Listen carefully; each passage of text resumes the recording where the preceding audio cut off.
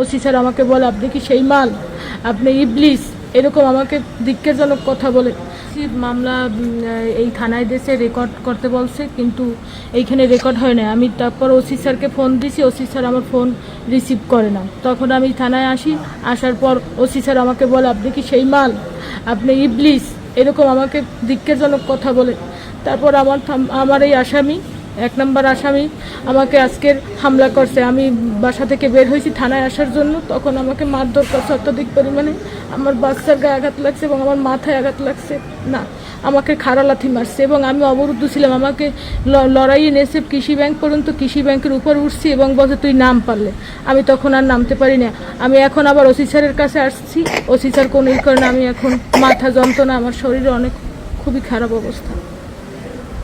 আমি তো আদালতের আদেশেই গেছি থানায়, কিন্তু পুলিশ তো আমার মামলা নিতে চায় না, মামলা রেকর্ডও করতে চায় না।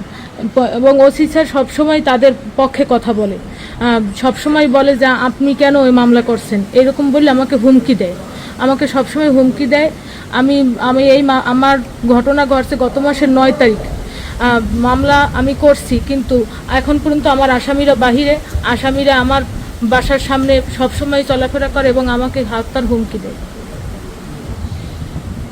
আমি চাই আমার এই মামলার সুষ্ঠু বিচার হোক। আমার এই যে আসামি যারা আমার মেয়ের গায়ে অ্যাসিড মারছে তাদের বিচার হোক, এবং একজন আসামি ছাড়িয়ে দিয়েছে তারে অ্যারেস্ট করা হোক। এবং এই মামলার যে প্রধান আসামি বাদশাহ আকন, যে আমাকে আমাকে মারছে, সেই বাদশাহ আকনের ধরা হোক। সেই বাদশাহ আকন আমাকে একটু আগে আমার বাচ্চা সহ মারছে, আমাকে আসতে দেবে না থানায়, বলে তুই মামলা উঠাবি। আমি আমার গাড়িওয়ালা সহ মারছে, আমার বাচ্চাটার গায়ে আঘাত লাগছে এবং আমাকে আসতে দেবে না। আমার ব্যাগ মোবাইল সব চিনেই নেই। আমি খুবই অতর্কিত হামলার শিকার হয়েছি। আমাকে হত্যা বলছে, তোরে আবার মারবো, আমার মেয়েকে মারছে অ্যাসিড, বল তোরে আবার মারবো, তুই কি করবি। আমি বাদশাহ আকন, আমি চাইলে সব পারি। ওনার এত পাওয়ার আসে কোথা থেকে আমি জানি না। উনি শুনছি, আমি শুনে উনি বিএনপির সেক্রেটারি, এইটা আমি শুনি, কিন্তু ওনার কিসের পাওয়ার আমি জানি না। ওসি স্যার তো তার পক্ষে আছে, আমার পক্ষে নেই। ওসি স্যার সেরকম বক্তব্য নাই আমার কাছে। এমনিতে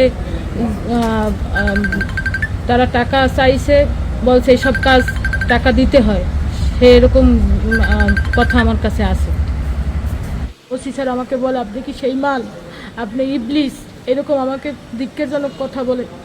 মামলা এই থানায় দেশে রেকর্ড করতে বলছে, কিন্তু এইখানে রেকর্ড হয় না। আমি তারপর ওসি স্যারকে ফোন দিছি, ওসি স্যার আমার ফোন রিসিভ করে না। তখন আমি থানায় আসি, আসার পর ওসি স্যার আমাকে বলে, আপনি কি সেই মাল।